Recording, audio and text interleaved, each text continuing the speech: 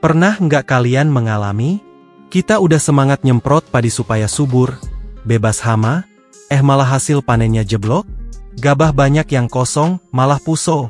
Ternyata, penyemprotan itu ada aturannya loh.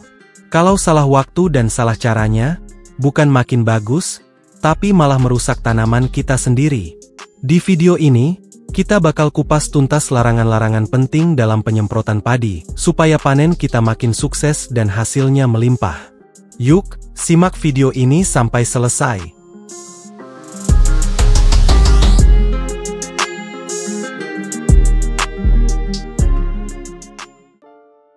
Halo Sobat Tani semua, selamat datang kembali di channel Giarta Tani, tempatnya kita kumpul dan belajar bareng petani masa kini. Semoga kita semua sehat selalu ya, sehat badan, sehat tanaman, dan tentunya sehat juga hasil panennya.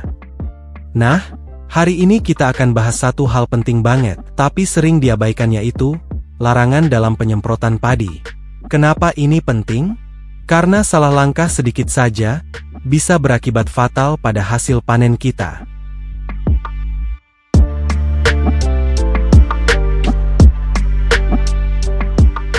Jadi Sobat Tani, sebenarnya kapan sih penyemprotan itu dilarang? Apa saja yang harus kita hindari? Langsung aja, kita mulai dari yang pertama. Larangan pertama saat masa penyerbukan. Sobat Tani, saat padi masuk masa penyerbukan, tanaman itu lagi dalam fase super sensitif. Semua energi tanaman fokus ke pembentukan bunga dan bakal gabah. Kalau kita semprot pestisida, apalagi yang panas atau beracun tinggi, bisa langsung menggagalkan penyerbukan. Akibatnya, gabah jadi gabuk alias kosong, bahkan bisa puso total. Ini sering banget kejadian, padahal niat awalnya mau melindungi dari hama. Jadi ingat baik-baik ya, masa penyerbukan, jangan pernah nyemprot pestisida berat.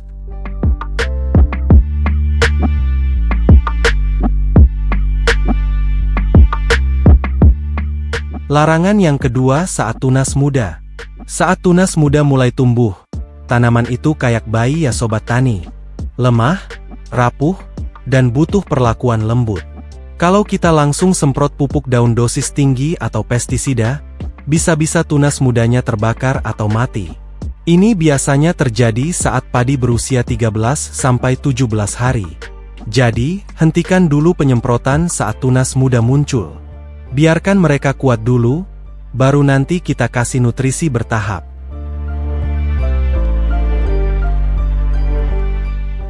Lalu larangan yang ketiga yaitu saat cuaca mendung, hujan, atau terlalu sore. Pernah nyemprot saat mendung, lalu tiba-tiba hujan? Sayang banget, pestisida dan pupuk yang kita semprot langsung hanyut terbawa air. Selain rugi biaya, tanaman juga nggak dapat perlindungan yang maksimal. Makanya, hindari penyemprotan saat cuaca mendung, hujan, atau menjelang malam. Kenapa? Karena selain air hujan bisa melunturkan obat, angin sore juga cenderung lebih kencang, membuat semprotan tidak fokus ke target. Kalau begitu, kapan waktu terbaik untuk nyemprot padi sih? Penyemprotan sebaiknya dilakukan pagi hari antara jam 6 sampai 9 pagi, atau sore hari antara jam 3 sampai 5 sore. Kenapa? Karena di jam-jam ini, suhu udara masih sejuk, angin lemah, dan tanaman bisa menyerap nutrisi dengan maksimal.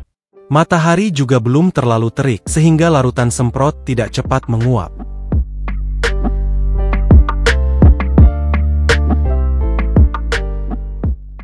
Lalu larangan yang keempat, hindari campur pupuk daun dengan pestisida zat perekat. Sobat Tani, ini juga sering terjadi tanpa sadar. Kita campur pupuk daun dengan pestisida yang mengandung zat perekat. Padahal, zat perekat itu bikin pupuk nempel di permukaan daun, bukan diserap masuk ke dalam jaringan tanaman. Akibatnya, pupuk daun jadi nggak efektif. Bukannya mempercepat pertumbuhan, malah cuma nempel dan ngotorin daun. Kalau mau optimal, pisahkan penyemprotan pupuk daun dan pestisida ya.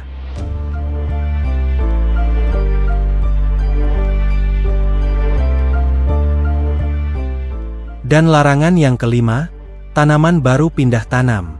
Setelah padi dipindah tanam dari persemaian ke sawah, tanaman itu masih stres berat. Bayangkan, baru dipindah dari rumah lamanya, masih adaptasi, malah kita semprot pakai pupuk daun atau pestisida. Ini malah makin memperberat beban tanaman. Bisa layu atau malah mati. Solusinya? Tunggu tanaman pulih dulu.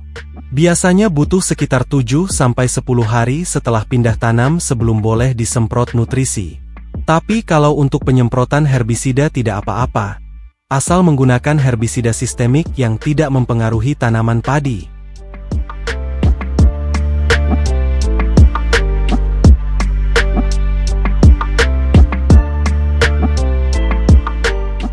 Mungkin Sobat Tani bertanya-tanya, apa sih efek nyata kalau kita taat sama larangan-larangan ini?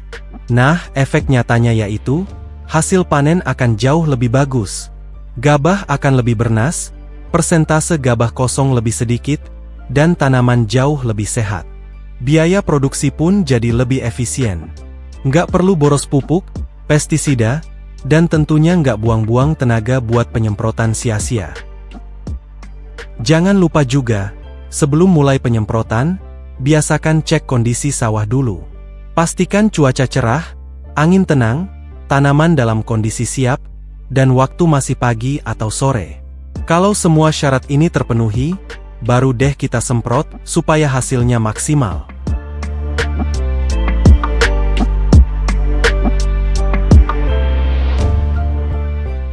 Jadi Sobat Tani, penyemprotan padi itu nggak bisa asal-asalan.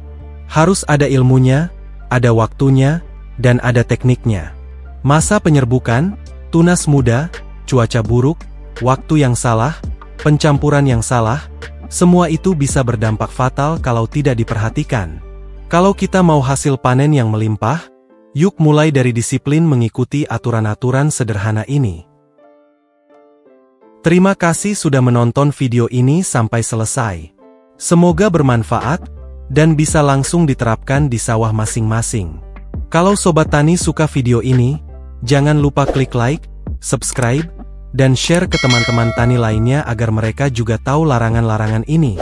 Sampai ketemu di video berikutnya bersama channel Giarta Tani. Kami segenap kru Giarta Tani yang bertugas undur diri. Dan, salam sukses petani Indonesia.